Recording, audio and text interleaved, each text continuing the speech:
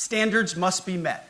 And not just met, at every level we should seek to exceed the standard, to push the envelope, to compete. It's common sense. And core to who we are and what we do, it should be in our DNA. Today at my direction, we are also adding a combat field test for combat arms units that must be executable in any environment at any time and with combat equipment. These tests, they'll look familiar. They'll resemble the Army Expert Physical Fitness Assessment or the Marine Corps Combat Fitness Test. I'm also directing that warfighters in combat jobs execute their service fitness test at a gender-neutral, age-normed male standard scored above 70%. It all starts with physical fitness and appearance. If the Secretary of War can do regular, hard PT, so can every member of our joint force. Frankly, it's tiring to look out at combat formations, or really any formation, and see fat troops. Likewise, it's completely unacceptable to see fat generals and admirals in the halls of the Pentagon and leading commands around the country and the world. It's a bad look. It is bad, and it's not who we are. So whether you're an airborne ranger or a chairborne ranger, a brand new private or a 4-star general, you need to meet the height and weight standards and pass your PT test. And as the chairman said, yes, there is no PT test.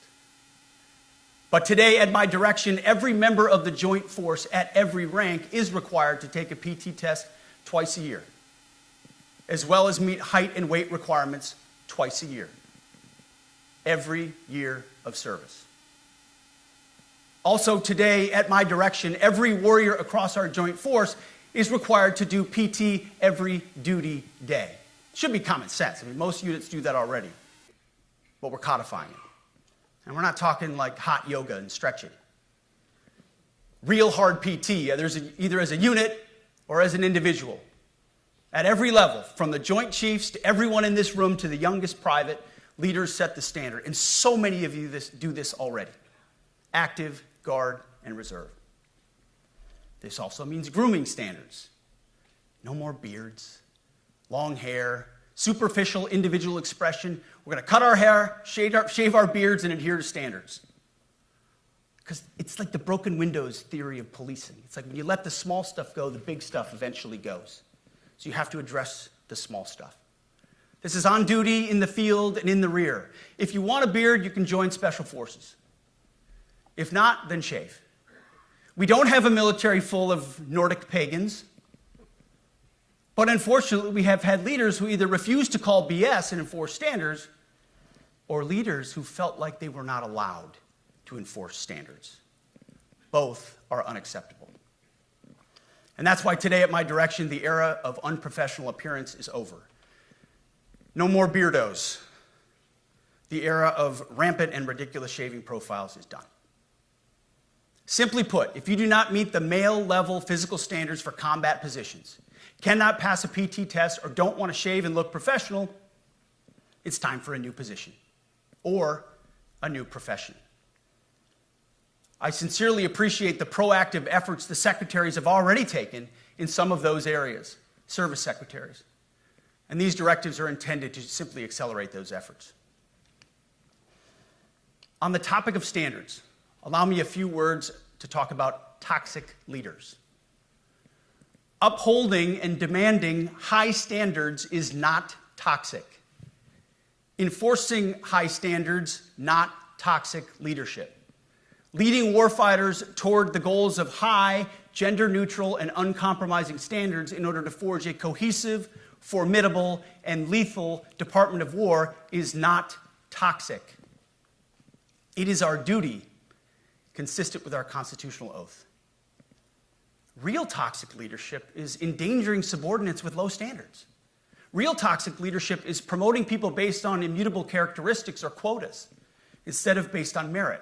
Real toxic leadership is promoting destructive ideologies that are an anathema to the Constitution and the laws of nature and nature's God, as Thomas Jefferson wrote in the Declaration of Independence.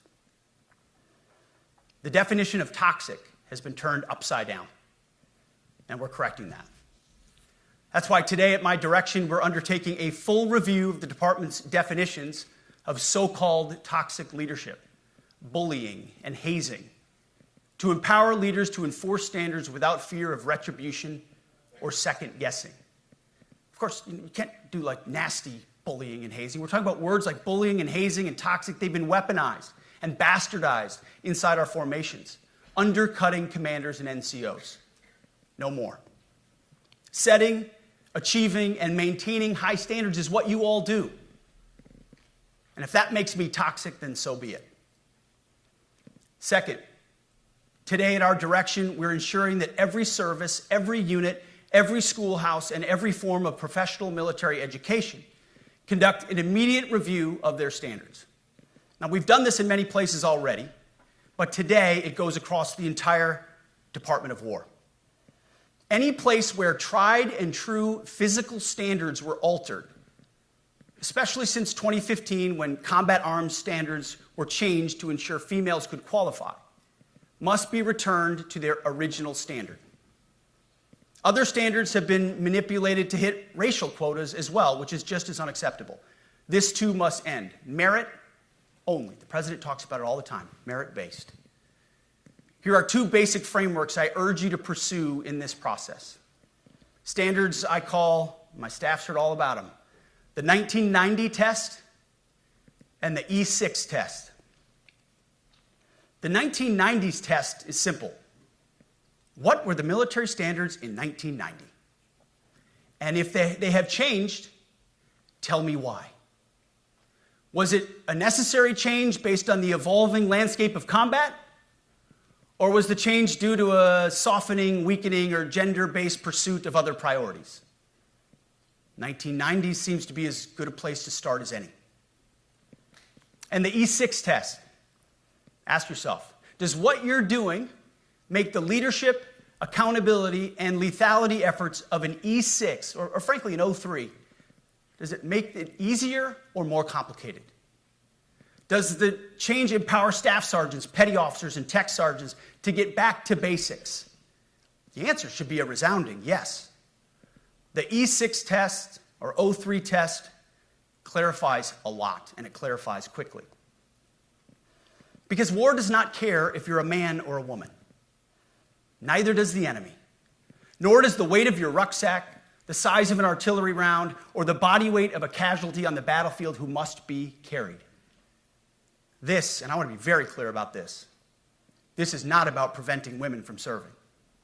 We very much value the impact of female troops. Our female officers and NCOs are the absolute best in the world.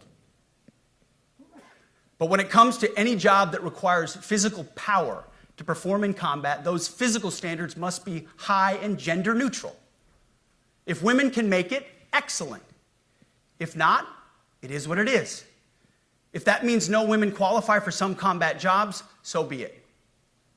That is not the intent, but it could be the result, so be it. It will also mean that weak men won't qualify because we're not playing games. This is combat. This is life or death. As we all know, this is you versus an enemy hell-bent on killing you.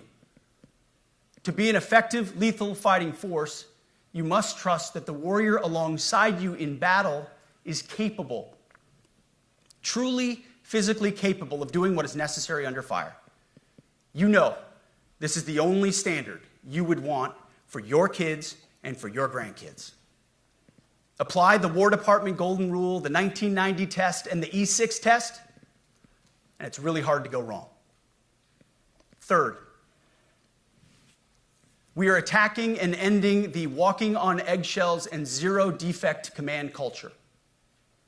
A risk-averse culture means officers execute not to lose instead of to win. A risk-averse culture means NCOs are not empowered to enforce standards. Commanders and NCOs don't take necessary risks or make tough adjustments for fear of rocking the boat or making mistakes. A blemish-free record is what peacetime leaders covet the most, which is the worst of all incentives. We, as senior leaders, need to end the poisonous culture of risk aversion and empower our NCOs at all levels to enforce standards. Truth be told, For the most part, we don't need new standards. We just need to reestablish a culture where enforcing standards is possible. And that's why today at my direction, I'm issuing new policies that will overhaul the IG, EO, and MEO processes. I call it the No More Walking on Eggshells policy. We are liberating commanders and NCOs. We are liberating you. We are overhauling an Inspector General process, the IG, that has been weaponized, putting complainers, ideologues, and poor performers in the driver's seat. We're doing the same with the equal opportunity and military equal opportunity policies, the EO and MEO at our department. No more frivolous complaints, no more anonymous complaints, no more repeat complainants, no more smearing reputations, no more endless waiting, no more legal limbo, no more sidetracking careers, no more walking on eggshells. Of course, being a racist has been illegal in our formation since 1948. The same goes for sexual harassment. Both are wrong and illegal. Those kinds of infractions will be ruthlessly enforced. But telling someone to shave or get a haircut or to get in shape or to fix their uniform or to show up on time or to work hard, that's exactly the kind of discrimination we want. We are not civilians. You are not civilians. You are set apart for a distinct purpose. So we, as a department, need to stop acting and thinking like civilians and get back to basics and put the power back in the hands of commanders and NCOs. Commanders and NCOs who make life and death decisions. Commanders and NCOs who enforce standards and ensure readiness. Commanders and NCOs who, in this War Department, have to look in the mirror and they have to pass the golden rule test. My kids, your kids, America's sons and daughters. So I urge you all here today and those watching, take this guidance and run with it. The core of this speech is the 10 directives we're announcing today. They were written for you, for Army leadership, for Navy leadership, for Marine Corps leadership, for Air Force leadership, Space Force leadership. These directives are designed to take the monkey off your back and put you, the leadership, back in the driver's seat. Move out with urgency because we have your back. I have your back. And the Commander-in-Chief has your back. And when we give you this guidance, we know mistakes will be made. It's the nature of leadership. But you should not pay for earnest mistakes for your entire career. And that's why today, at my direction, we're making changes to the retention of adverse information on personnel records that will allow leaders with forgivable, earnest, or minor infractions to not be encumbered by those infractions in perpetuity. People make honest mistakes, and our mistakes should not define an entire career. Otherwise, we only try not to make mistakes, and that's not the business we're in. We need risk takers and aggressive leaders and a culture that supports you. Fourth, at the War Department, promotions across the Joint Force will be based on one thing: merit. Colorblind, gender-neutral, merit-based. The entire promotion process, including evaluations of warfighting capabilities, is being thoroughly re-examined. We've already done a lot in this area, but more changes are coming soon. We'll promote top-performing officers and NCOs faster and get rid of poor performers more quickly. Evaluations, education, and field exercises will become real evaluations, not box checks, for every one of us at every level. These same reforms happened before World War II as well. General George Marshall and Secretary of War Henry Stimson did the same thing. And we won a world war because of it. As it happens, when he started the job, Chairman Kane gave me a frame and a photo to hang in my office. A matching frame and photo hangs in his. It's a photo of Marshall and Stimson preparing for World War II. Those two leaders famously kept the door open between their offices for the entirety of the war. They worked together, civilian and uniform, every single day. Chairman Kane and I do the same. There is no daylight between us. Our doors are always open. Our job together is to ensure our military is led by the very best, ready to answer the nation's call. Fifth, as you have seen, and the media has obsessed over, I have fired a number of senior officers since taking over. The previous chairman, other members of the Joint Chiefs, combatant commanders, and other commanders. The rationale for me has been straightforward. It's nearly impossible to change a culture with the same people who helped create or even benefited from that culture, even if that culture was created by a previous president and previous secretary. My approach has been simple. When in doubt, assess the situation, follow your gut, and if it's the best for the military, make a change. We all serve at the pleasure of the president every single day. But in many ways, it's not their fault. It's not your fault. As foolish and reckless as the woke department was, those officers were following elected political leadership. An entire generation of generals and admirals were told that they must parrot the insane fallacy that, quote, our diversity is our strength. Of course, we know our unity is our strength. They had to put out dizzying DEI and LGBTQI+ statements. They were told females and males are the same thing, or that males who think they're females is totally normal. They were told that we need a green fleet and electric tanks. They were told to kick out Americans who refuse an emergency vaccine. They followed civilian policies set by foolish and reckless political leaders. Our job, my job, has been to determine which leaders simply did what they must to answer the prerogatives of civilian leadership, and which leaders are truly invested in the woke department, and therefore incapable of embracing the War Department and executing new lawful orders. That's it. It's that simple. So for the past 8 months, we've gotten a good look under the hood of our officer corps. We've done our best to thoroughly assess the human terrain. We've had to make trade-offs and some difficult decisions.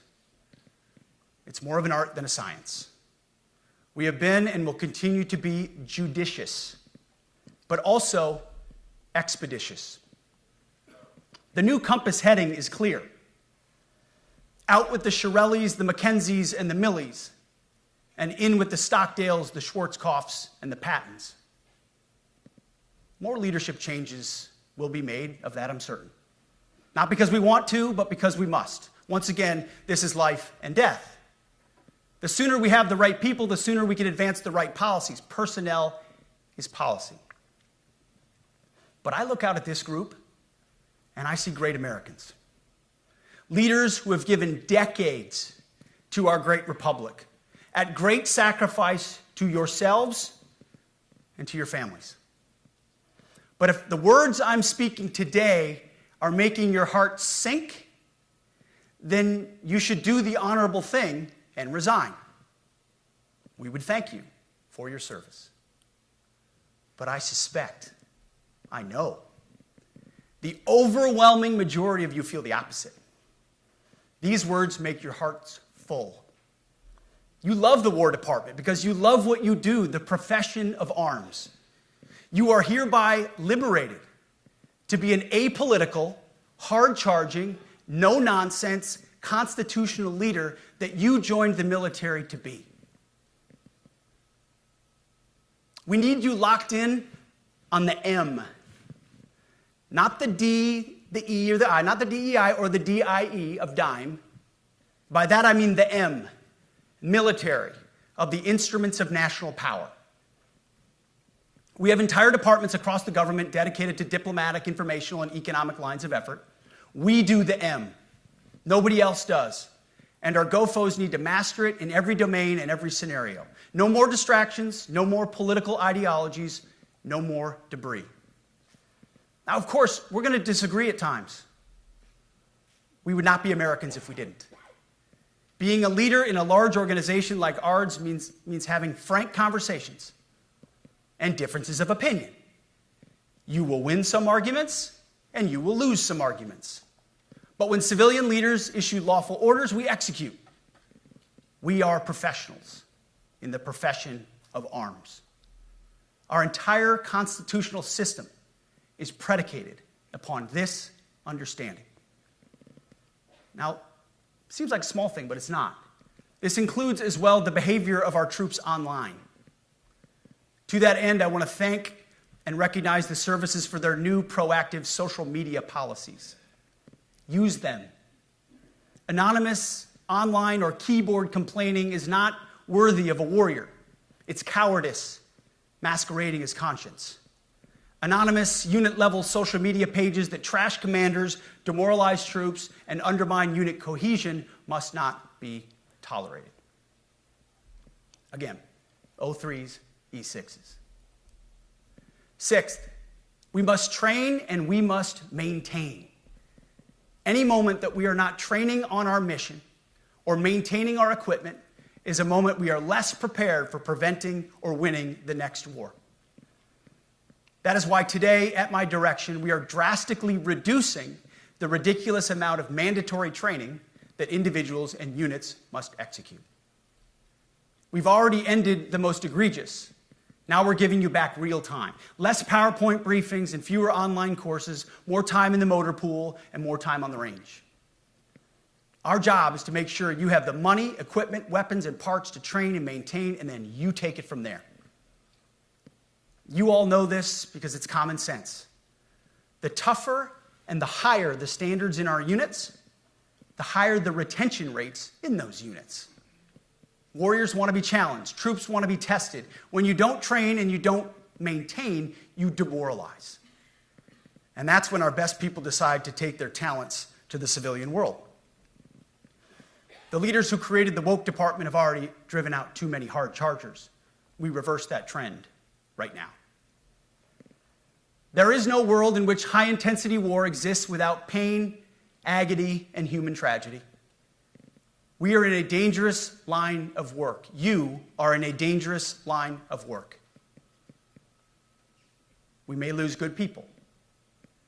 But let no warrior cry out from the grave, "If only I had been properly trained." We will not lose warfighters because we failed to train or equip them or resource them. Shame on us if we do. Train like your warriors' lives depend on it, because they do. To that point, basic training is being restored to what it should be: scary, tough, and disciplined. We're empowering drill sergeants to instill healthy fear in new recruits, ensuring that future warfighters are forged. Yes, they can shark attack, they can toss bunks, they can swear, and yes, they can put their hands on recruits. This does not mean they can be reckless or violate the law, but they can use tried and true methods to motivate new recruits, to make them the warriors they need to be. Back to basics at basic as well. Of course, and you know this, basic training is not where mission readiness should end. The nature of the evolving threat environment demands that everyone, in every job, must be ready to join the fight if needed. A core credo of the Marine Corps is every Marine a rifleman. It means that everyone, regardless of MOS, is proficient enough to engage an enemy threat at sea, in the air, or in a so-called rear area. We need to ensure that every member of our uniformed military maintains baseline proficiency in basic combat skills, especially because the next war, like the last, will likely not have a rear area. Finally, as President Trump rightly pointed out when he changed the department name, the United States has not won a major theater war since the name was changed to the Department of Defense in 1947. One conflict stands out in stark contrast: the Gulf War. Why? Well, there's a number of reasons, but it was a limited mission with overwhelming force and a clear end state. But why did we execute and win the Gulf War the way we did in 1991? There's two overwhelming reasons. One was President Ronald Reagan's military buildup gave an overwhelming advantage. And two, military and Pentagon leadership had previous formative battlefield experiences. The men who led this department during the Gulf War were mostly combat veterans of the Vietnam War. They said never again to mission creep or nebulous end states. The same holds true today. Our civilian and military leadership is chock full of veterans from Iraq and Afghanistan who say never again to nation building and nebulous end states. This clear-eyed view, all the way in the White House, combined with President Trump's military buildup, postures us for future victories if, and we will, and when we embrace the War Department. And we must. We are preparing every day. We have to be prepared for war, not for defense. We're training warriors, not defenders. We fight wars to win, not to defend. Defense is something you do all the time. It's inherently reactionary and can lead to overuse, overreach, and mission creep. War is something you do sparingly, on our own terms, and with clear aims. We fight to win. We unleash overwhelming and punishing violence on the enemy. We also don't fight with stupid rules of engagement. We untie the hands of our warfighters to intimidate, demoralize, hunt, and kill the enemies of our country. No more politically correct and overbearing rules of engagement. Just common sense, maximum lethality, and authority for warfighters. That's all I ever wanted as a platoon leader. And it's all my E6 squad leaders ever wanted, back to that E6 rule. We let our leaders fight their formations, and then we have their back. It's very simple, yet incredibly powerful. A few months ago, I was at the White House when President Trump announced his Liberation Day for America's trade policy. It was a landmark day. Well, today is another Liberation Day. The liberation of America's warriors, in name, in deed, and in authorities. You kill people and break things for a living. You are not politically correct and don't necessarily belong always in polite society. We are not an army of one. We are a joint force of millions of selfless Americans. We are warriors. We are purpose-built, not for fair weather, blue skies, or calm seas. We were built to load up in the back of helicopters, 5 tons, or Zodiacs, in the dead of night, in fair weather or foul, to go to dangerous places, to find those who would do our nation harm, and deliver justice on behalf of the American people in close and brutal combat if necessary. You are different.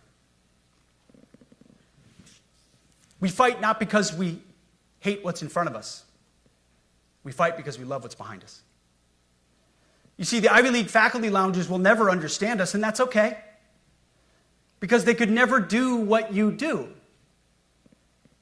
The media will mischaracterize us, and that's okay, because deep down they know the reason they can do what they do is you.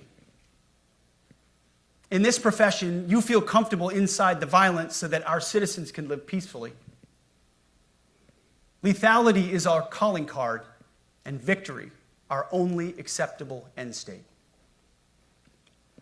In closing, a few weeks ago, at our monthly Pentagon Christian prayer service, I recited a commander's prayer. It's a simple yet meaningful prayer for wisdom for commanders and leaders. I encourage you to look it up if you've never seen it. But the prayer, it ends like this. And most of all, Lord, please keep my soldiers safe. Lead them, guide them, protect them, watch over them. And as you gave all of yourself for me, help me give all of myself for them. And amen. I have prayed this prayer many times since I've had the privilege of being your secretary. And I will continue to pray this prayer for each of you as you command and lead our nation's finest. Go forth and do good things, hard things. President Trump has your back, and so do I. And you'll hear from him shortly. Move out and draw fire. because we are the War Department. Godspeed. Room, attention.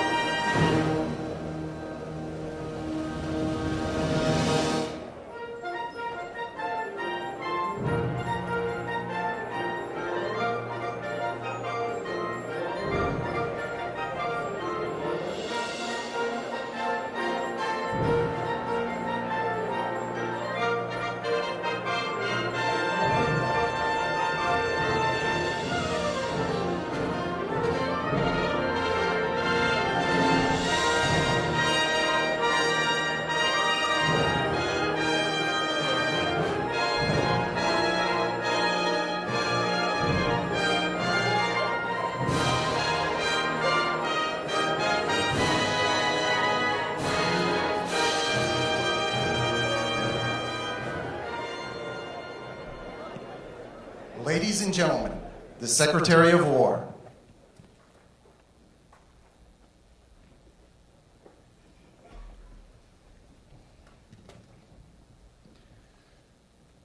Well, you've heard from me, so now it's the main event, our Commander-in-Chief. I have the privilege every single day of watching him put America first, of ensuring that our warfighters have everything they need.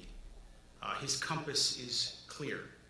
He's easy to follow because you know he has our back. I was thinking backstage, the man who was the Commander-in-Chief when the War Department was created was George Washington. The man who was president when the War Department was reestablished is President Trump. And when he found out about this gathering of senior leaders, he said, I would be honored to come in order to address and thank the incredible Americans who defend our nation. He has a heart full of gratitude and love for what you do, and we get a chance to see it every day. And I'm honored that this morning you all firsthand get to see it as well. So ladies and gentlemen, join me in welcoming the 45th and 47th President of the United States, our Commander-in-Chief, Donald J. Trump.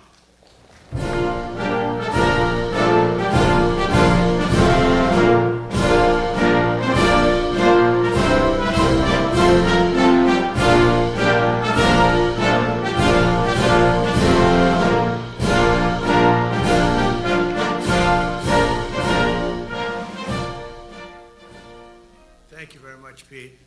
Great job you're doing, too. Fantastic job. I've never walked into a room so silent before. This is very... Oh, don't laugh. You're not allowed to do that. You know what? Just have a good time. And if you want to applaud, you applaud. And if you want to do anything you want, you can do anything you want. And if you don't like what I'm saying, you can leave the room. Of course, there goes your rank. There goes your future. But you just feel nice and loose, okay? Because we're all on the same team. And I was told that, sir, you won't hear a murmur in the room. I said, we got to loosen these guys up a little bit. So you just have a good time. But I want to thank Secretary Hegseth and General Kane, General Raisin Kane for a reason, they call him that. When I heard his name, I said, you're the guy I'm looking for. The Joint Chiefs of Staff and so many others in this room who together represent the greatest and most elite fighting force in the history of the world, the United States military. We're very proud of our military. I rebuilt the military during my first term. It's one of the greatest achievements. We had the greatest economy in history, and I built the military. Those are the two things I say more than anything else. And I also kept us safe at the borders. We had very good borders. We didn't have people coming in from jails and prisons and everything like took place over the last 4 years. They'll never forget what happened to this country over the last 4 years with the incompetence. There could be no higher honor than to serve as your Commander-in-Chief. It is a great honor. I look at you, you're just incredible people. Central casting, I might add. To each and every one of you, I thank you for your unwavering devotion to the armed forces and to the country that we've all sworn a sacred oath to defend. We all have that oath, every one of us. I'm thrilled to be here this morning to address the senior leadership of what is once again known around the world as the Department of War. I know Pete spoke about it. He gave a great speech, I thought. Great speech. I don't want him to get so good. I hate that. You know? No, I hate it. I almost fired him. I said, you can't, I don't want to go on after that. No, he gave a great speech, but he talked about Department of War. We were sitting there. I said, didn't it used to be called the Department of War? And he goes, yes, sir. They changed it like in the early 50s. So we won the First World War. We won the Second World War. We won everything in between and everything before that. We only won. And then we went, in a way, woke. That was probably the first sign of wokeness. And we changed it to defense instead of war. And I said, what do you think? How do you think if we changed it back? Would that be a nice idea? And Pete loved it immediately. Some people thought about it. You know, they gave it a little thought. But in the end, we did it. And I have to be honest, it's so popular. I thought it would be met with fury on the left. But they're sort of giving up, I must be honest with you. They've had it. They've had it with Trump. They've been after me for so many years now. Here we are. Here we are. Come to the White House anytime you'd like. No, they've given up. They're bad, a lot of bad people. But all over, that's been so popular. It's been very popular. I really thought that we were going to have to sort of fight it through. There's been no fight. There's been no fight. Like what I called the Gulf of America, the Gulf of America, because to me it was always the Gulf of America. I could never understand. We have 92% of the frontage. And for years, actually 350 years, they were there before us. It was called the Gulf of Mexico. I just had this idea. I'm looking at a map. I'm saying, we have most of the frontage. Why is it Gulf of Mexico? Why isn't it the Gulf of America? And I made the change, and it went smoothly. I mean, we had a couple of fake news outlets that refused to make the change. And then one of them, AP, took us to court, and we won. And the judge, who was a somewhat liberal judge, said, the name is the Gulf of America, because AP refused to call it the Gulf of America. They wrote, they're not a good outfit, by the way. They call it the Gulf of Mexico. I said, no, the Gulf of America is the name. And the judge actually said that, in fact, you can't even go into the room because what you're doing is not appropriate. The name is the Gulf of America. Google Maps changed the name. Everybody did, but AP wouldn't, and then we won in court. How about that? Isn't that so cool? The Secretary Hexa beautifully described the name change reflects far more than the shift in branding. It's really a historic reassertion of our purpose and our identity and our pride. That's when we go with the word war. And you know, we want war because we want to have no wars, but you have to be there, and you know, sometimes you have to do it. I have settled so many wars since we're here. We're here almost 9 months, and I've settled 7, and yesterday we might have settled the biggest of them all, although I don't know. Pakistan, India was very big. Both nuclear powers, I settled that.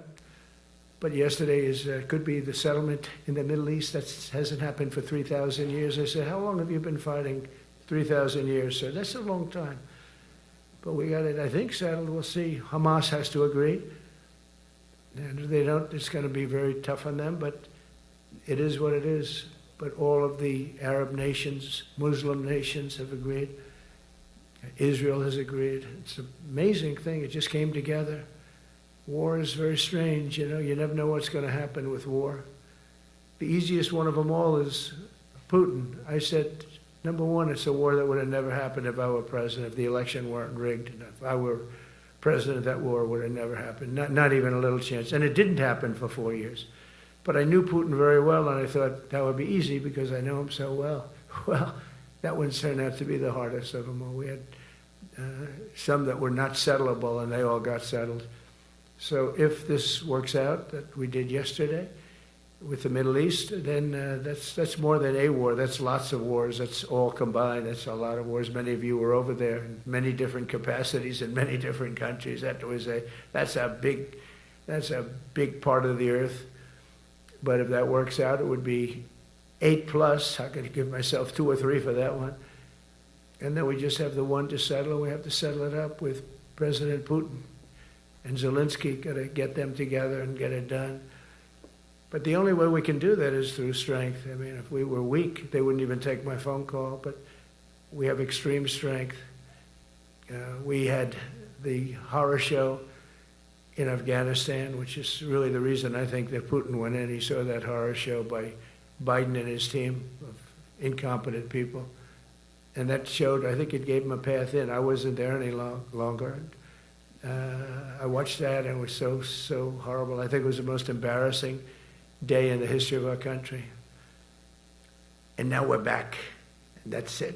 We're not going to have any of that crap happen, I can tell you.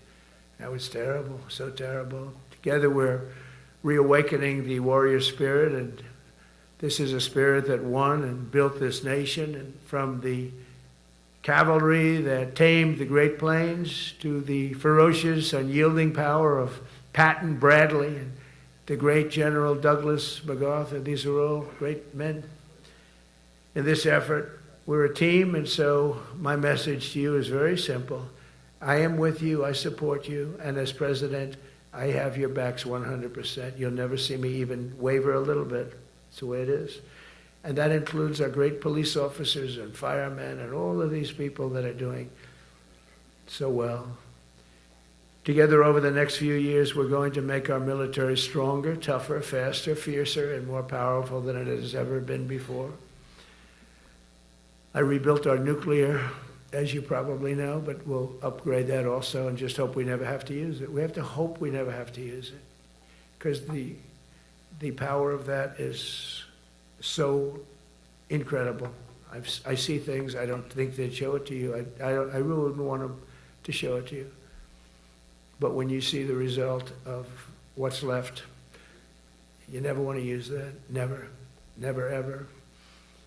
We were a little bit threatened by Russia recently, and I sent a submarine, nuclear submarine, the most lethal weapon ever made. Number one, you can't detect it. There's no way. We're 25 years ahead of Russia and China in submarines. Russia's actually second in submarines. China's third, but they're coming up. They're coming up. They're way lower in nuclear too, but in 5 years they'll be equal. They're coming up.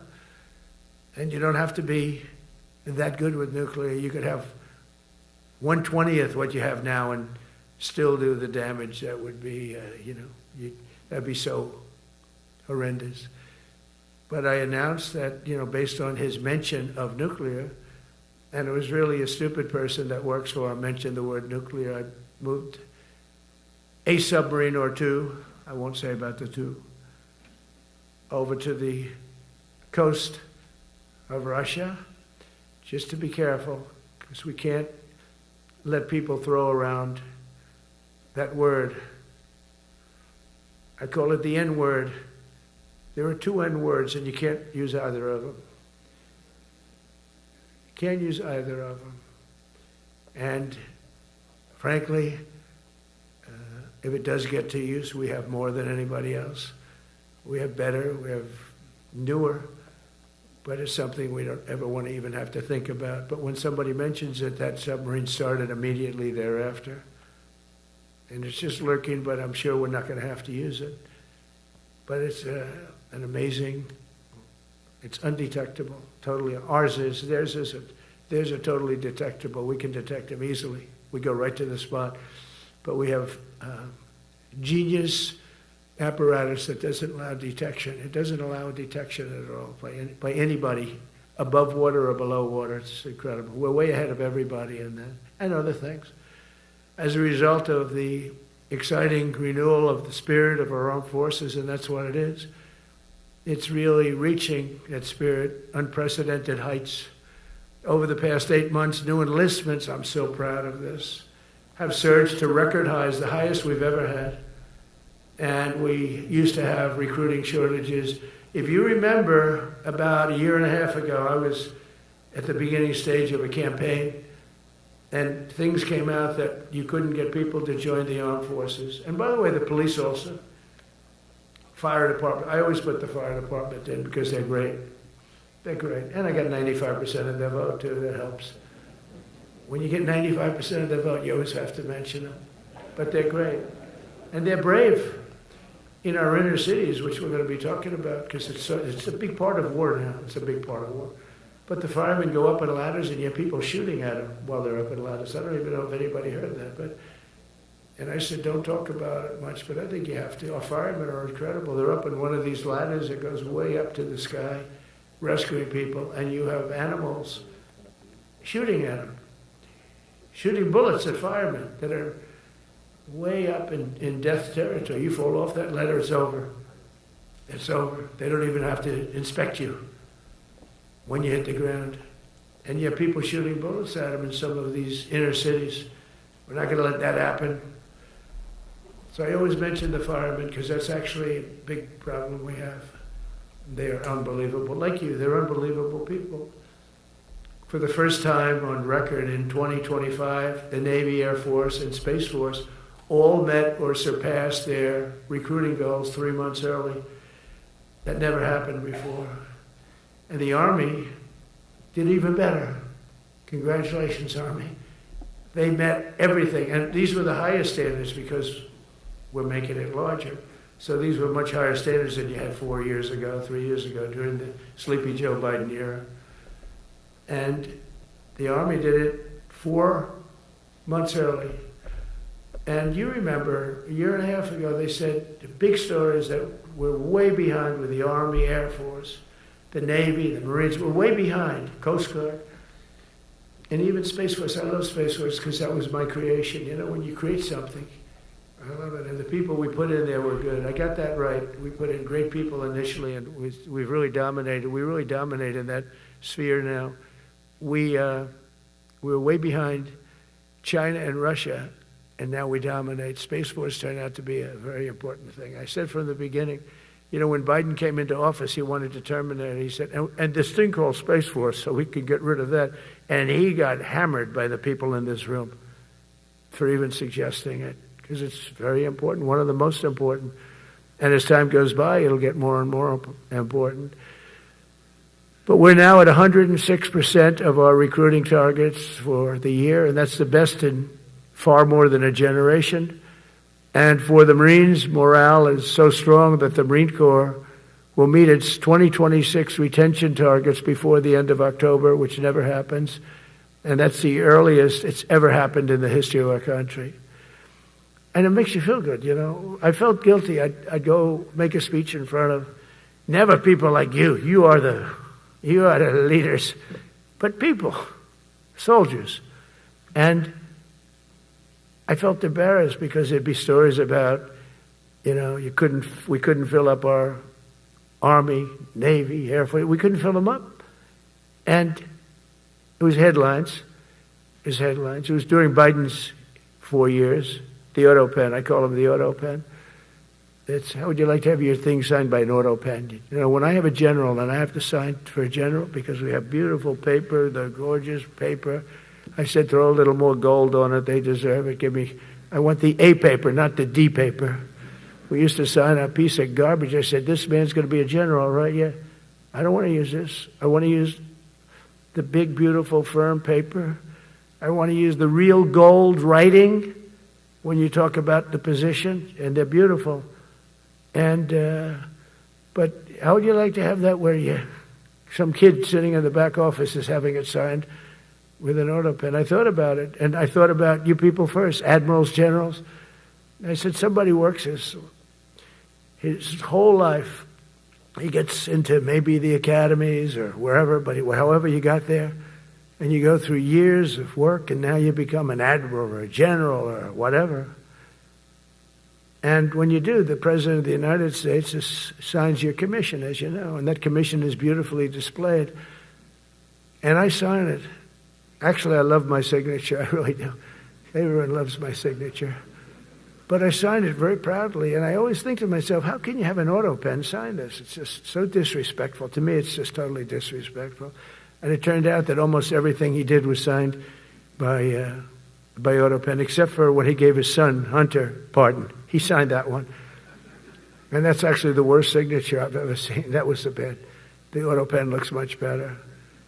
But as leaders, our commitment to every patriot who put on the uniform is to ensure that American military remains the most lethal and dominant on the planet, not merely for a few years, but for the decades and generations to come, for centuries.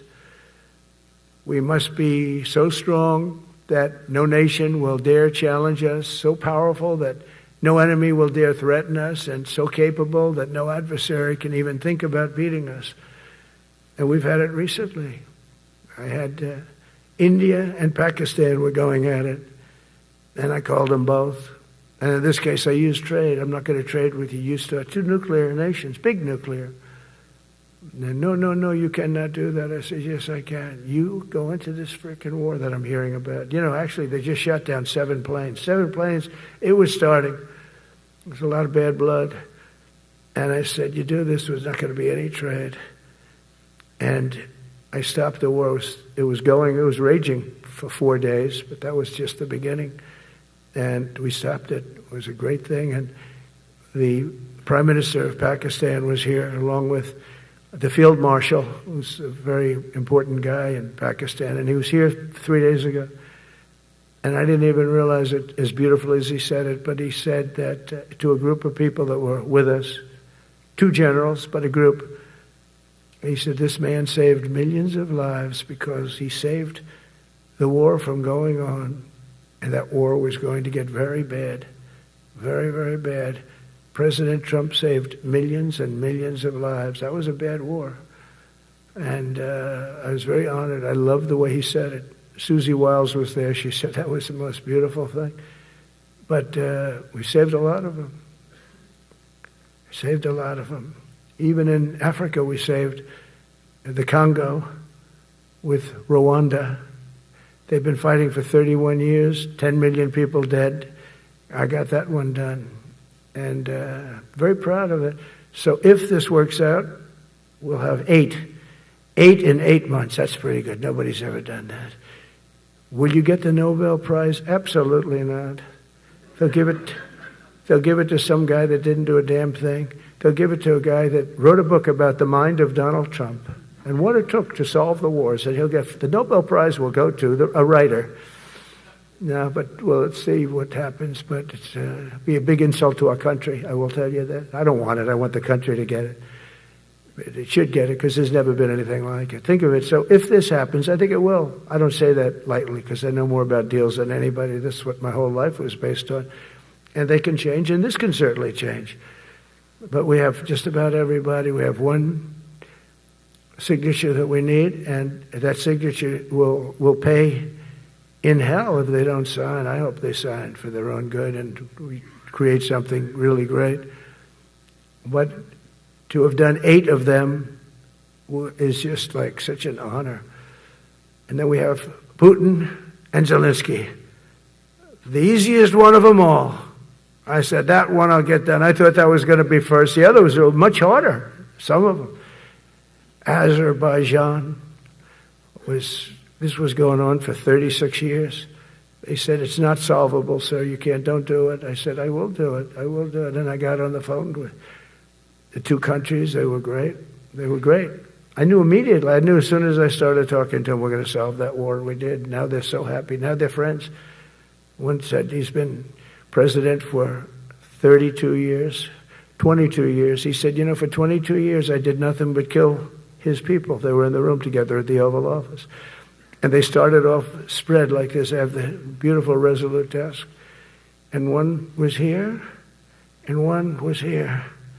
You couldn't get further away. That's the furthest I've ever seen 2 people in front of me. And as the hour went by, they got closer, closer, closer. And at the end of the hour, we had it done. And they hugged and hugged and hugged. And I said, that's so nice, and you're going to remain friends. And I spoke to them, one of them the other day. He said, no, he's now my friend. But for 22 years, he's been the head of Azerbaijan for 22 years. And the other guy, great guy too, 7. And that war, that was a war that was not solvable. He said for 7 years. The other one said for 22 years. All I did was kill his people. That's all I've done. I said, well, we're going to put a stop to that. So we solved that. So it's a great thing. It's a great feeling. You're saving Kosovo and Serbia. You're saving so many lives doing this if you can do it. But our people deserve nothing less than the very best, and we're never going to let them down. And if we can solve wars instead of you having to fight wars, wouldn't that be wonderful, right? Wouldn't that be wonderful? That's why one of the first executive orders I signed upon taking office was to restore the principle of merit. That's the most important word. Other than the word tariff. I love tariffs. Most beautiful word. But I'm not allowed to say that anymore. I said tariff is my favorite word. I love the word tariff. We're becoming rich as hell. We have a big case in front of the Supreme Court, but I can't imagine. Because this is what other nations have done to us.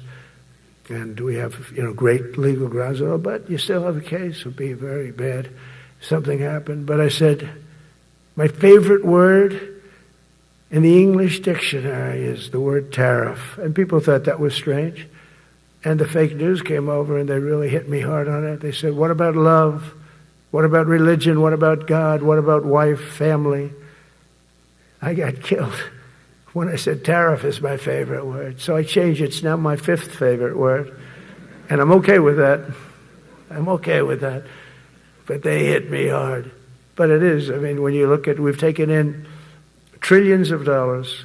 We're rich again. And there'll never be, when we finish this out, there'll never be any wealth like what we have. Other countries were taking advantage of us for years and years. You know that better than anybody. And now we're treating them fairly. But the money coming in is, we've never seen anything like it. The other day they had $31 billion that they found, $31 billion. So we found $31 billion and we're not sure from where it came. A gentleman came in, a financial guy. I said, well, what does that mean? He said, we don't know where it came. I said, check the tariff shelf. No, sir, the tariffs haven't started in that sector yet. I said, yes, they have. They started 7 weeks ago. Check it. Comes back 20 minutes later. Sir, you're right. It came from tariffs. $31 billion. That's enough to buy a lot of battleships, Admiral, to use an old term. I think we should maybe start thinking about battleships, by the way. You know, we have a Secretary of the Navy came to me, because I look at the Iowa out in California, and I look at different ships and the old pictures. I used to watch Victory at Sea. I love Victory at Sea. Look at these admirals. It's got to be your all-time in black and white. And I look at those ships. They came with the destroyers alongside of them, and man, nothing was going to stop. They were 20 deep, and they were in a straight line, and there was nothing going to stop them. And we actually talk about, you know, those ships. Some people would say, no, that's old technology. I don't know. I don't think it's old technology when you look at those guns. But it's something we're actually considering, the concept of battleship. Nice 6-inch sides, solid steel, not aluminum that melts if it looks at a missile coming at it. It starts melting as the missile's about 2 miles away. Now, those ships, they don't make them that way anymore. But you look at it, and your secretary likes it, and I'm sort of open to it. And bullets are a lot less expensive than missiles. A lot of reasons. I should take a vote, but I'm afraid to take that vote because I may get voted out on that one. But I tell you, it's something we're seriously considering. There were powers. There were big powers. They were just about as mean and scary as you could be. And so we're looking at that. One of the biggest cases that we won was the decision of the United States Supreme Court to allow us to proceed on the word merit. So those two words are right up there. So this is, I would say, the opposite if you ask for a definition. The opposite of political correctness. We went through political correct where you had to have people that were totally unfit to be doing what you're doing for many reasons. I won't get into them. But for many reasons, they were unfit. Now, it's all based on merit. That was such an unbelievable decision. I didn't expect we were going to win that one. We went in. We said we need it. We went in for colleges, you know, where kids with a C average are getting into the best colleges, and the kids with A averages won't get in. And kids with the highest boards and the highest marks and the best marks couldn't get into the best schools. And people that had not good boards and not very good marks, I mean, okay, but nothing special, they were getting into our best colleges. I said, this is just crazy. You can't run a country like this. And it was lingering for years, and it got to the Supreme Court, and we won that decision. Merit. Everything's based on merit. You're all based on merit. We're not going to have somebody taking your place for political reasons because they are politically correct, and you're not. We take the people that are going to do the best job. That's all. It's very simple. And that's the way our country was built. We were built on merit. We got away from it for a long time. And everyone understands it. And it was done. It was approved. I give great credit to the Supreme Court because I thought they had tremendous courage. I didn't think they'd do that. That was tremendous. I give them maybe for that decision almost more than anything because it's a hard decision to make. It's really hard. The apparatus of our country was not set up for merit. It was set up for political correctness. And you can never be great if you're going to do that. And we're going to be greater than we ever were before. We're bringing back a focus on fitness, ability, character, and strength. And That's because the purposes of American military is not to protect anyone's feelings. It's to protect our republic, and it's the republic that we dearly love. It's to protect our country. We will not be politically correct when it comes to defending American freedom, and we will be a fighting and winning machine. We want to fight, we want to win, and we want to fight as little as possible. You have to count on people like me to keep you out of wars, because we don't want to go into wars. Many of the wars that I just told you about, we could have entered those wars and settled them in a different way, lose a lot of our troops. And we could have settled them, I guess, differently. Maybe not, actually. Actually, you might not have been able to settle them. We just would have been in the middle of a lot of firepower. But when we do need it, you're going to be so ready. And you know it. But very importantly, with that goal in mind, I've committed to spending over $1 trillion on our military in 2026, and that's the most in the history of our country. $1 trillion. That's a lot of money. I hope you like that. Ma'ams and sirs, I hope you like it. That's a hell of a lot of money. We have the best of everything. Every branch is seeing major investments, and as I announced in the Oval Office in March, we are rapidly moving forward with the first ever 6th generation fighter jet. I didn't name it. I did not name it.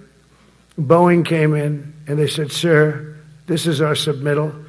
It's the greatest fighting jet ever done." And you know, they're testing all these planes. All the companies are testing, and this one tested like through the roof. And they said, "We'd like to name it the F-47. I said, "All right, let me think about it." Then after thinking for about 2 seconds, I said, "Okay."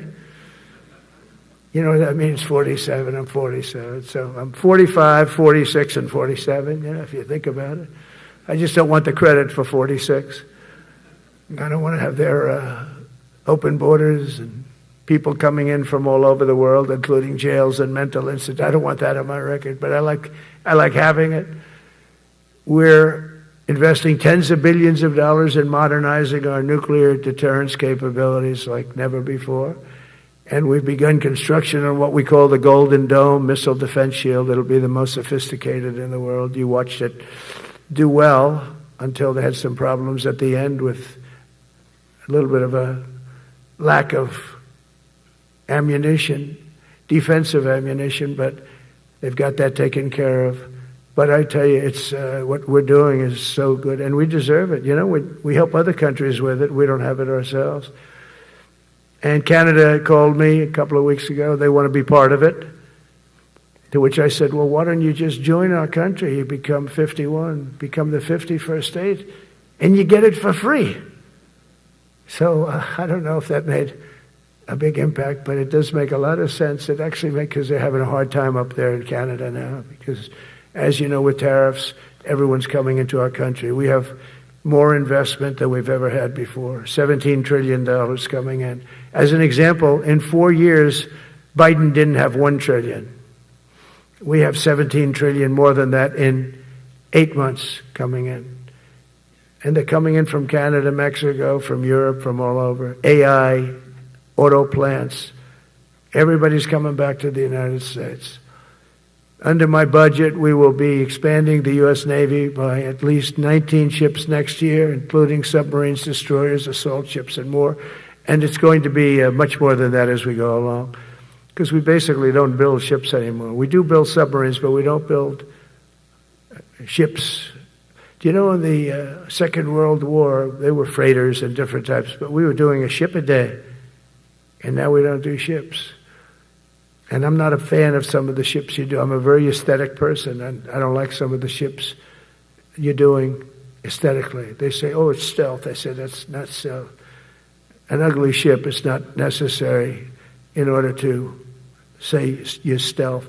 By the way, the B-2 bombers were incredible. That is stealth. They went into that. I was with General Kane and Pete were in we call it the war room, but we're watching them go in, and they were totally untouched. They were not seen. They were literally not seen. They dropped their bombs. They hit every single one of them, hit its target. It was total obliteration. CNN, when we came back, fake news CNN, oh, their camera just went off. You know, their camera, every time I mention them, they turn the camera up because it's never good. They say, this is a problem. But I don't blame them. You're better off keeping it off. But they have some scammer reporter who started saying, without any knowledge, that he may not have hit the targets as well as they thought.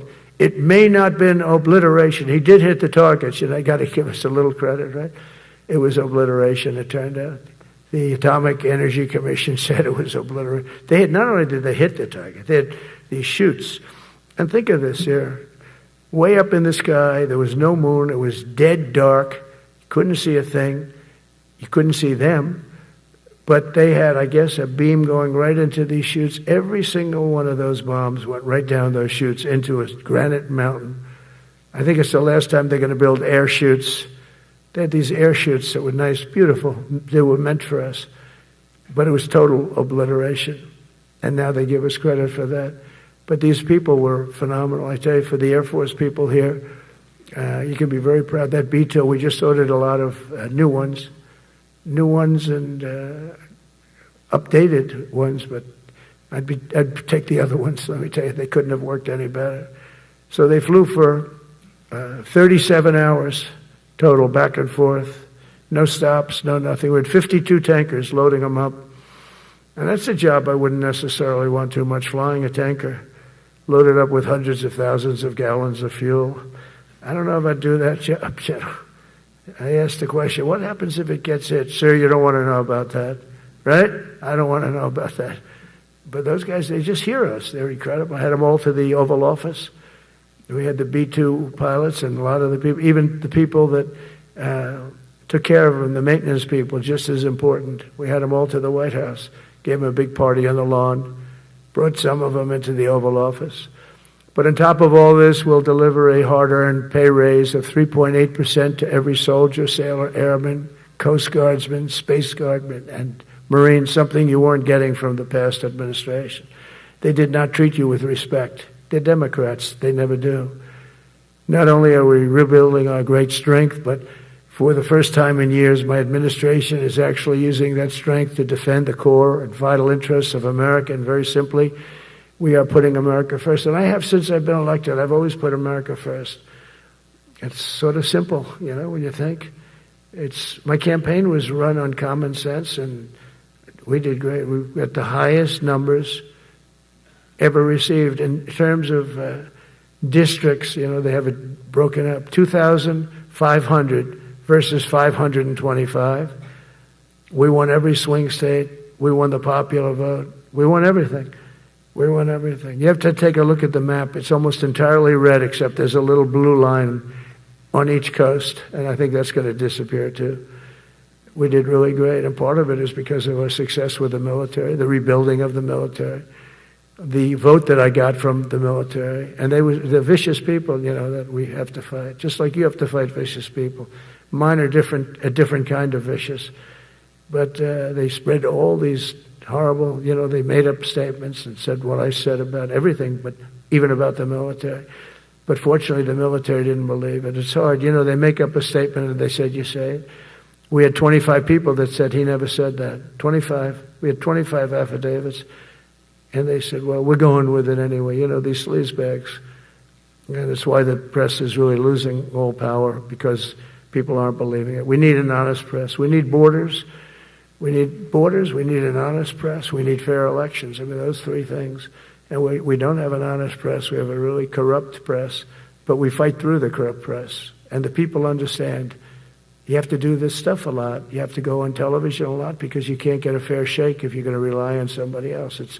They don't understand. They've destroyed the image of media now is at the lowest point it's ever been. It's lower than Congress. Can you believe that? It's something. But together with many of you in the room, we've brought back the fundamental principle that defending the homeland is the military's first and most important priority. That's what it is. Only in recent decades did politicians somehow come to believe that our job is to police the far reaches of Kenya and Somalia, while America is under invasion from within. We're under invasion from within. No different than a foreign enemy but more difficult in many ways because they don't wear uniforms. At least when they're wearing a uniform, you can take them out. These people don't have uniforms. But we are under invasion from within. We're stopping it very quickly. After spending trillions of dollars defending the borders of foreign countries, with your help, we're defending the borders of our country from now on. We're not going to let this happen. Biden let people come in from prisons, mental institutions, drug dealers, murderers. You know, we had 11,488 murderers allowed into our country by this guy who had no clue. He had no clue. He shouldn't have been there in the first place, but he had no clue. The people that ran the office, the White House, were people that surrounded him, radical left lunatics that are brilliant people, but dumb as hell when it came to policy and common sense. And they allowed people from all over the world, from the Congo. They opened up prisons in the Congo. They came into our country totally unmatched, unvetted, unchecked. And from all over, South America, not just South America. You know, you think South America, no, but from all over. A lot came in from Venezuela. Venezuela emptied its prison population into our country. That's why they have Tren de Aragua, one of the worst gangs ever. But we took care of them. We took good, strong care of them. And I just want to thank the National Guard in Washington, D.C.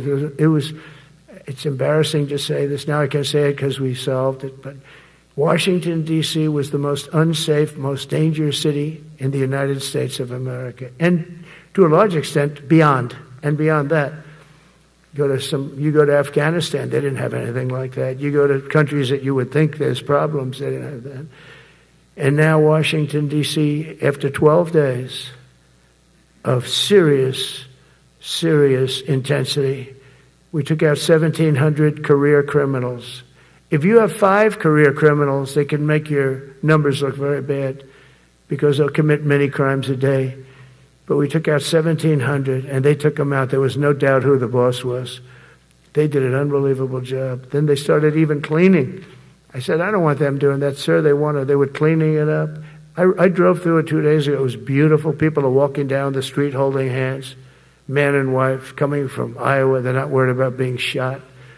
Washington, D.C. is now a safe city. In fact, I went out to dinner with my crew. I haven't done that. In theory, I wouldn't do it.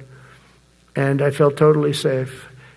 And nobody's been attacked. Nobody's been hurt. Washington, D.C.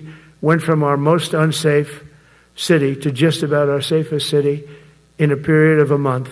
We had it under control in 12 days, but give us another 15, 16 days. It's perfect. And people other than politicians that look bad, they think, the Democrats run most of the cities that are in bad shape. We have many cities in great shape too, by the way. I want you to know that. But it seems that the ones that are run by the radical left Democrats, what they've done to San Francisco, Chicago, New York, Los Angeles, they're very unsafe places. And we're going to straighten them out one by one. And this is going to be a major part for some of the people in this room. That's a war too. It's a war from within. Controlling the physical territory of our border is essential to national security. We can't let these people in. We had no people enter in the last 4 months. 0. Even I can't believe that. We had millions coming in, pouring in. 25 million all told. And of those 25 million, many of them should never be in our country. They would take their worst people and their people from prisons and jail, and they'd put them in a caravan and they'd walk up. CNN was interviewing one person. Oh, why are you coming? I want freedom. Good. Were you in jail? Yes. For what? Murder.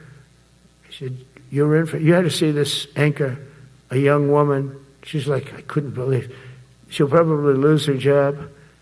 But because the left doesn't want to hear that. But we're running it based on common sense and based on love of our country. But I want to salute every service member who has helped us carry out this critical mission. It's really a very important mission. And I told Pete we should use some of these dangerous cities as training grounds for our military, National Guard, but military. Because we're going into Chicago very soon. That's a big city with an incompetent governor. Stupid governor, stupid. They threw him out of his family business. He was so stupid. I know the family. He becomes governor. He's got money.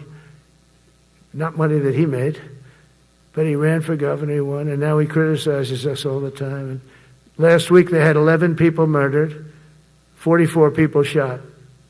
The week before that they had 5 people murdered, 28 people shot.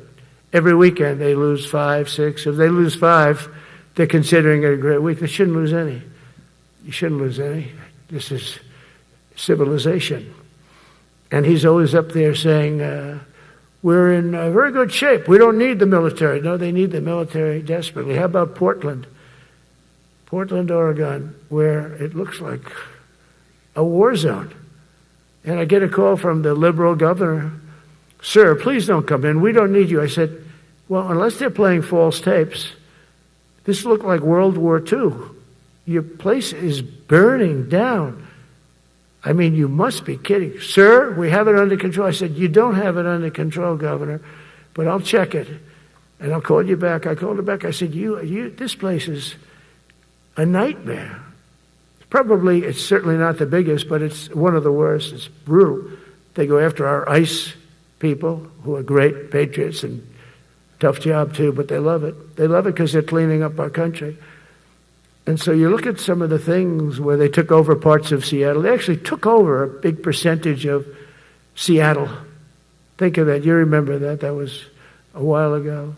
And I sent in the troops and they were gone. As soon as I sent them in, when we send in the troops, if you have a real leader that says you got to do what you have to do, I put that out the other day. You got to do what you got to do because we don't want our people hurt as they stand by.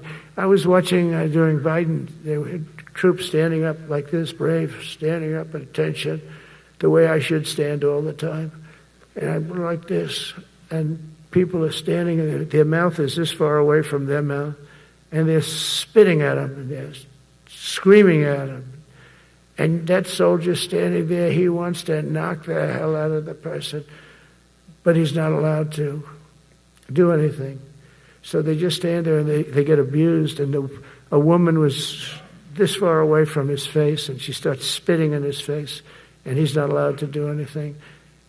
If it's okay with you, generals and admirals, I've taken that off. I say, they spit, we hit. Is that okay? I think so. They spit, it's a new thing. They spit, we hit. How about the cars, where the cars are coming out? They get brand new cars, Border Patrol, ICE, beautiful, nice new cars. And they're driving along, and they have to go through a gauntlet of rocks being thrown at the car. So here's this beautiful brand new car. By the time it goes 100 yards, it's destroyed. These guys have pretty good arms, some of them. And they're throwing bricks at full force into the window and into the car. It looks like it's a war zone. And I said, never let that happen again. From now on, if that ever happens, and I say it here, you get out of that car and you can do whatever the hell you want to do. Because those people are you can die from that. Those bricks go through the windows. You can die. They'd like it to. They'd like it to go through the window. But this was a couple of months ago. They just kept driving and bricks are hitting the car. And I said, why aren't they stopping? Because they were under orders from the past administration, never stop. But that's different with us. We stop. And since I gave that order, we haven't had that problem. It's very interesting. It's amazing.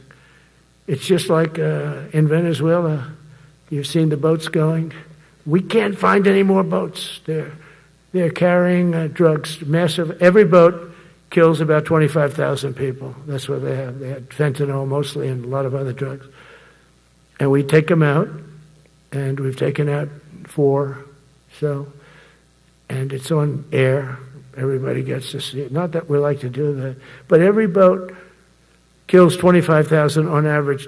Some people say more. You see these boats, they're stacked up with bags of white powder. That's mostly fentanyl and other drugs too. And now we have a problem. General Kane says, sir, there are no boats out there. Not even fishing boats. They don't want to go fishing. I don't blame them. There'll be no fishing today. But it's amazing what strength will do, because all we want to do is stop drugs from flowing into our country. It's destroying.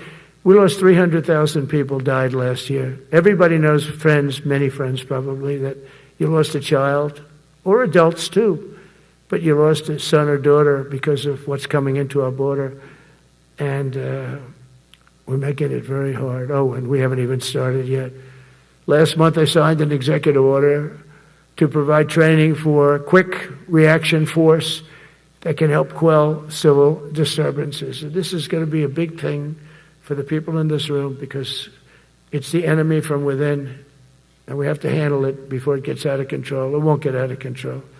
Once you're involved at all, they all joke. They say, oh, this is not good. You saw it in Washington. We had gangs of Tren de Arag with 10, 12, 15 kids, and these military guys walk up to them, and they treat them with disrespect, and they just got pounded. They just got pounded.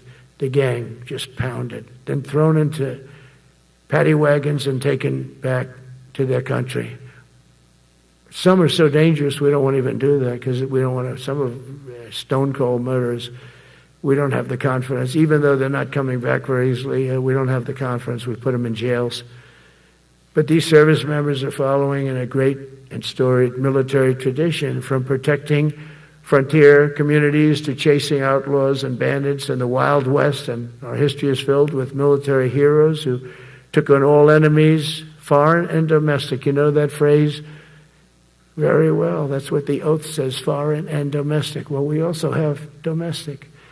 George Washington, Abraham Lincoln, Grover Cleveland, George Bush, and others all used the armed forces to keep domestic order and peace. Many of our leaders used the military to keep peace. Now they like to say, oh, you're not allowed to use the military. And you know what the people say? The people in those cities where they're being raped and shot and beat up, you know what they say? We love the military. You ever see where they interview the people on the street? I've never seen somebody say they don't, unless they're radical and paid off, because a lot of these insurrectionists are paid by, whether it's Soros or other people, but they're paid by the radical left. So today I want to thank every service member from general to private who has bravely helped us secure the nation's capital and make America safe for the American people. It's amazing. The whole world is watching. Everybody in the White House, they come up to me, young women, sir, thank you. I know immediately what they're thanking. They don't have to say it. They walk to work now to the White House. We haven't had a crime in Washington in so long because we got the careers. We call them the careers. We got these lunatics out, and they'll never be any good. You know, I hate to tell this to the liberal media. You could spend time with them. You could do whatever you want. You could send them to the finest schools, which they couldn't get into anyway, mentally. They couldn't get in, but no matter what you do, they'll never be good. They're bad. They're career criminals. I don't know, maybe they were born that way. Some people don't like me to say that, but maybe they were. Certainly some were.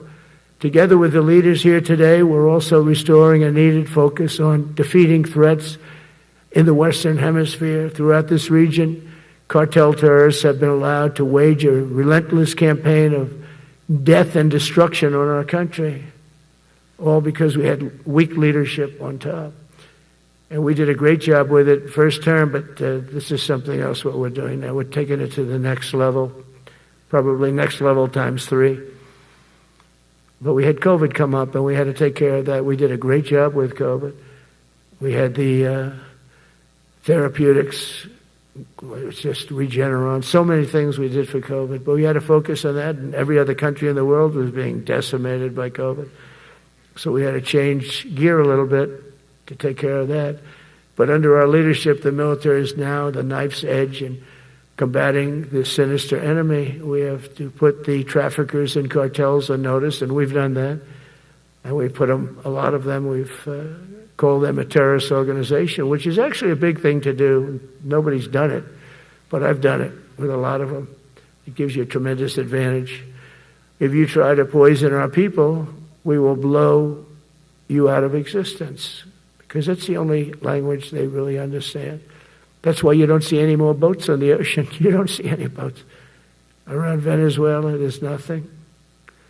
As president, I will never hesitate to defend our people from threats of violence, from the horrible plague that's taking place from within the Iran nuclear power, the Iran, all of the great power that we thought existed, we blew it out to kingdom. We took advantage of it, and we just really took advantage of it, and it was a beautiful thing to see, and that's what military power can achieve.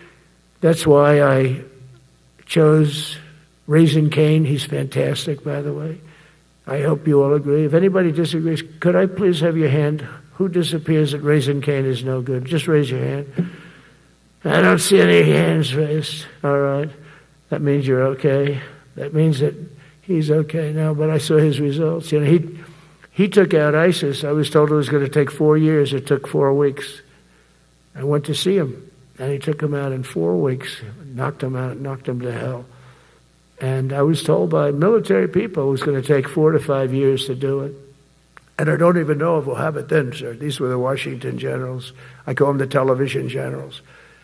But Raising Cane did it in 4 weeks, took out 100% of the ISIS caliphate. As a result of these actions and many others since my inauguration, we're witnessing the triumphant return of peace through strength. We have great peace through strength. America is respected again as a country. We were not respected with Biden. They looked at him falling downstairs every day. Every day the guy's falling downstairs. He said, it's not our president. We can't have it. I'm very careful, you know, when I walk downstairs, like I'm on stairs, like these stairs, I walk very slowly. Nobody has to set a record. Just try not to fall, because it doesn't work out well. A few of our presidents have fallen, and it became a part of their legacy. We don't want that. You walk nice and easy. You don't have to set any record. Be cool. Be cool when you walk down, but don't bop down the stairs. So one thing with Obama, I had zero respect for him as a president, but he would bop down those stairs. I've never said, da-da-da-da-da-da, bop, bop, bop. He'd go down the stairs, wouldn't hold on. I said, it's great. I don't want to do it. I guess I could do it. But eventually, bad things are going to happen. And it only takes once. But he did a lousy job as president. A year ago, we were a dead country. We were dead. This country was going to hell. We were dead in every way, from immigration to military. We didn't have the weapons. We were given everything to Ukraine. We had nothing. And by the way, I have to tell you, now, as you know, I went over and I met with NATO, and NATO raised from 2 to 5, which everyone said 5% of GDP. Millions and now trillions of dollars are pouring in. They didn't pay the 2% because they know we were there to pay it. And now they paid the 5%. That's trillions of dollars. And we're not spending any money on that war, not 10 cents. We sell our equipment to NATO. NATO pays us for the equipment, and they give it to Ukraine or whoever they give it to. They can keep it, but we're not involved. We have no money going out. Biden gave $350 billion. Not sustainable. $350 billion. And we have a war that should have never started. But we're not doing that anymore. So I just want you to know we're selling equipment. Our people are buying equipment. They are buying the equipment at full price, a fair price. So I don't want to say we're making money, because I don't want to be making money on a war. It's too many people dying. They're losing 7,000 soldiers a week. A lot of them are Russian soldiers, but between the two countries, mostly soldiers, by the way. Sometimes, in Kiev, they'll lob a missile in or some drones in, kill some people. But mostly it's soldiers. Russia and Ukraine are losing 7,000 souls. And they're not American. They're not us. They're not you. We have a special obligation. But they're soldiers. They're young people. They leave their parents. They wave goodbye. And then 2 days later, they're blown up so unnecessarily. And so that's the primary reason I want to get it done. We got to get it done. It's crazy what's going on. That's the worst war that there's been since World War II. The number of soldiers that are being killed there is just crazy. From 5,000 to 7,000 soldiers die a week. Think of that. So I think we'll get that done. But that's turned out to be the toughest one. I'm so disappointed in President Putin. I thought he would get this thing over with. He should have had that war done in a week. And I said to him, you don't look good. You're 4 years fighting a war that should have taken a week. Are you a paper tiger?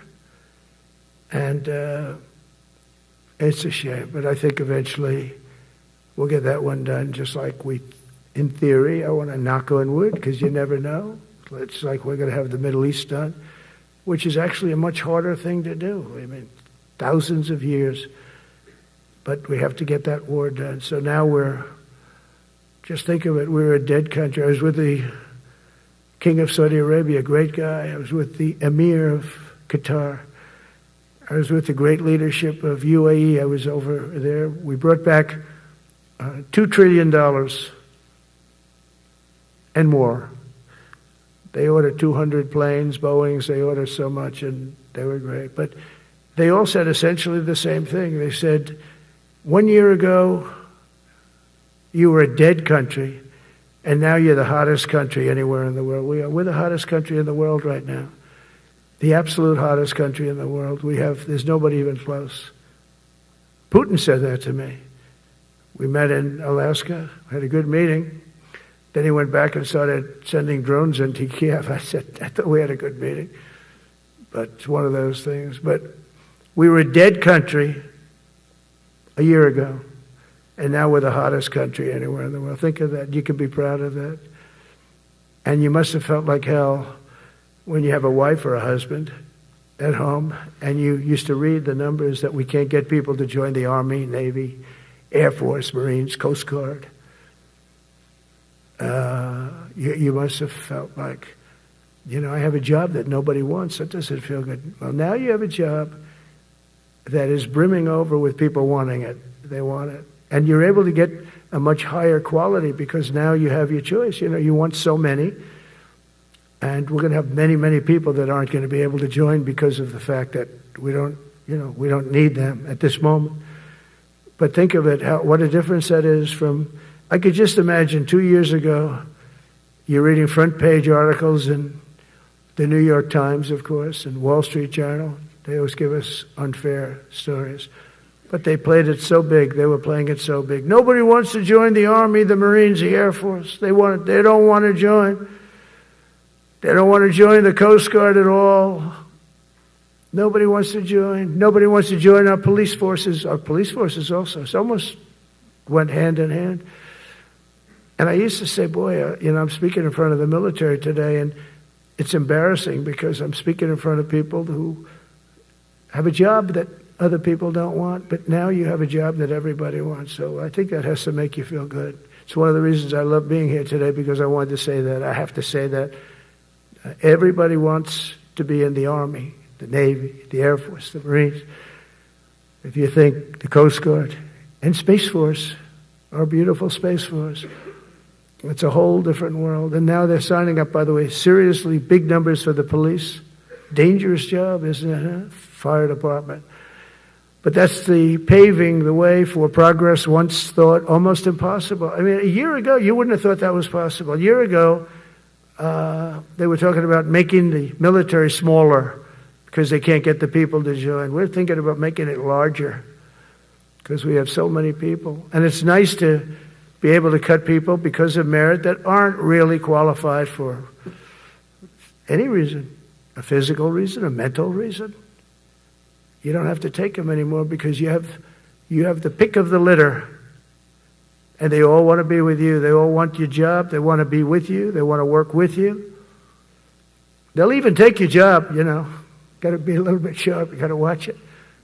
But everybody wants to be doing what you're doing now. What a difference. When I speak to you, and I can say that as opposed to a couple of years ago when I was talking to rooms where they were desperate to get people and they couldn't get them.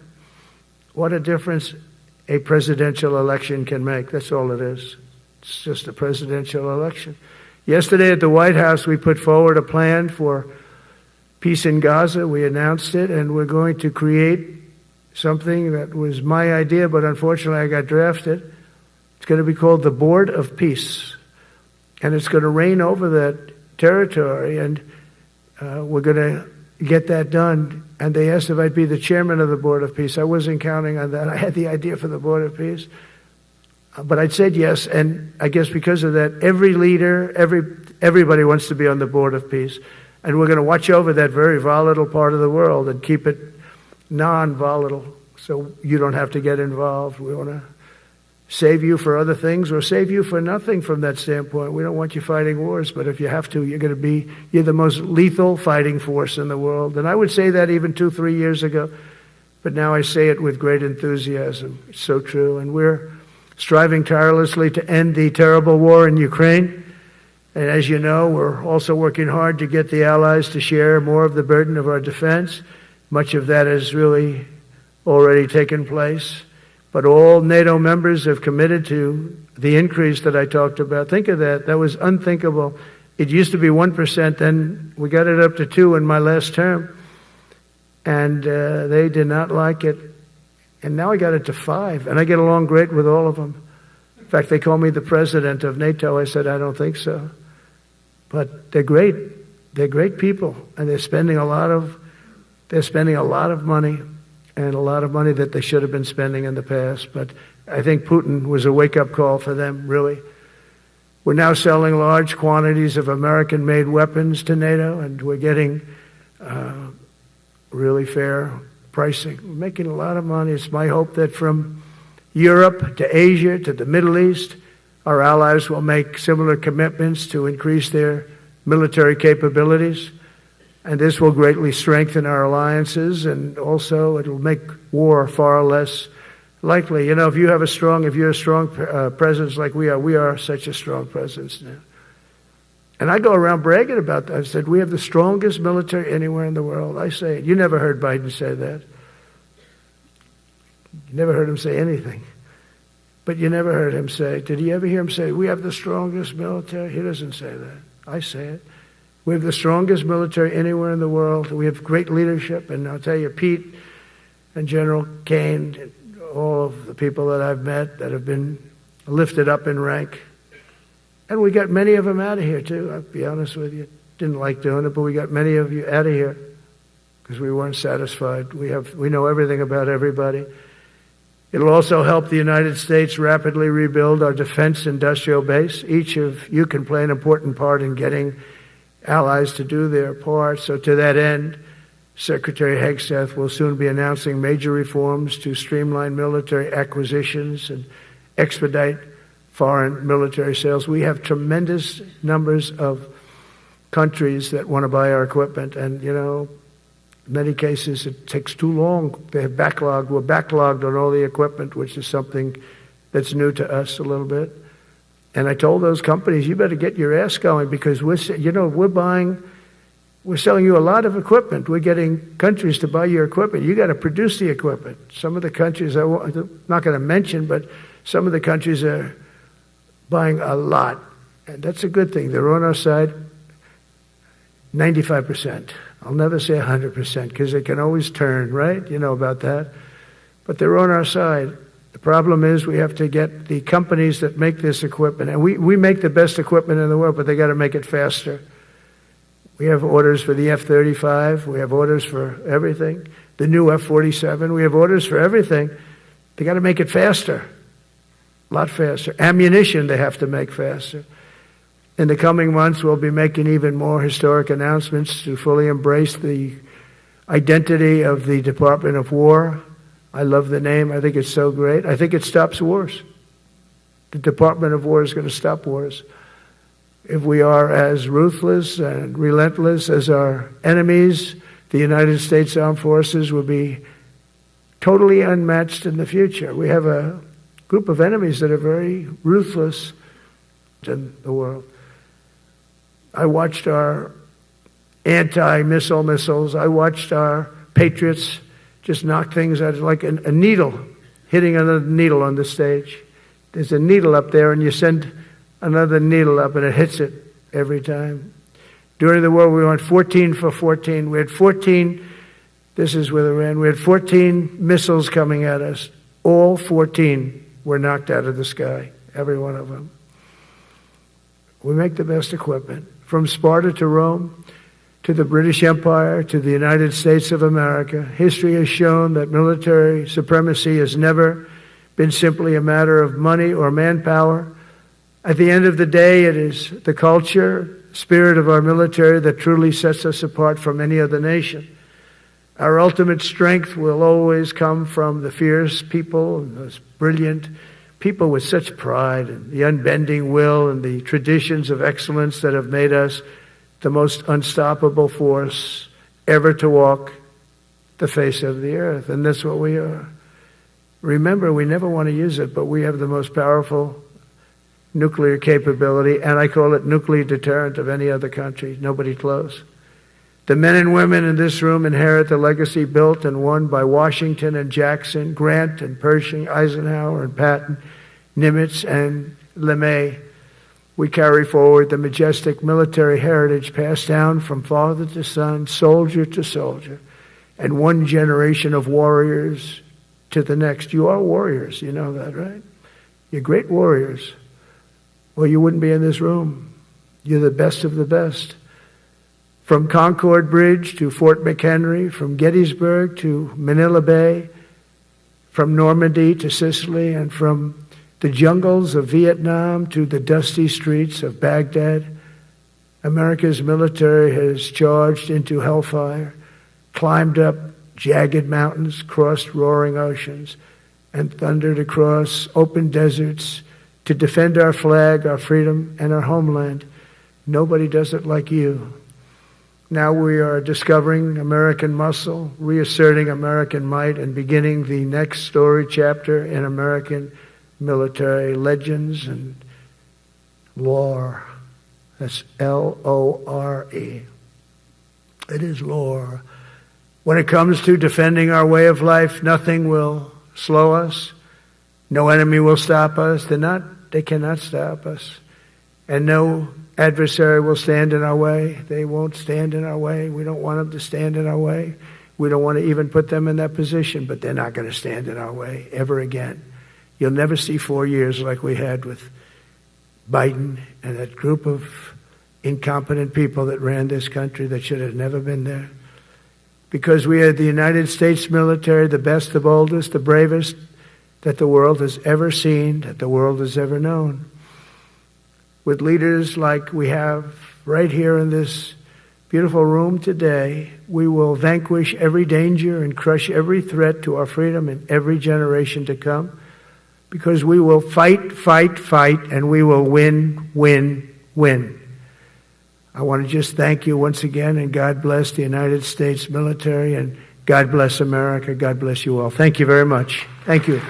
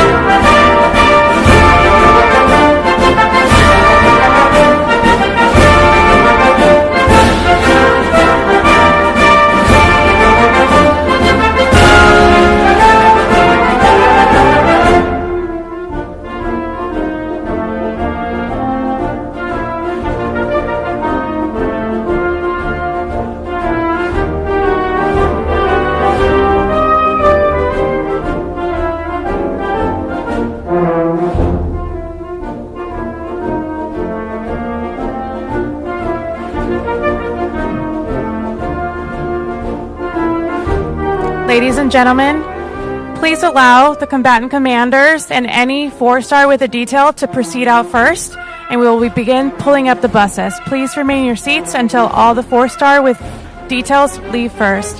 Thank you.